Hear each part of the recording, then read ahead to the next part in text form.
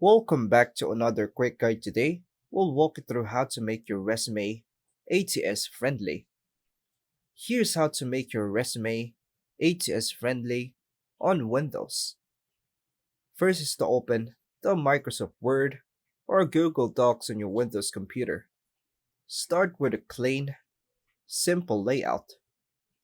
Avoid columns, text boxes, or graphics. Use standard fonts like Arial or Times New Roman.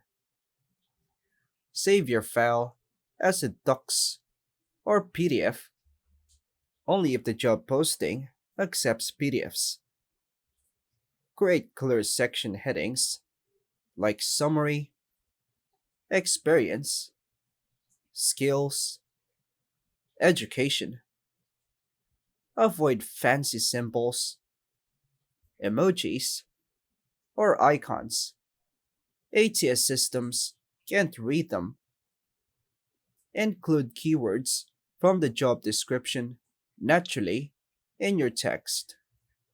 Use bullet points for readability instead of special shapes or arrows.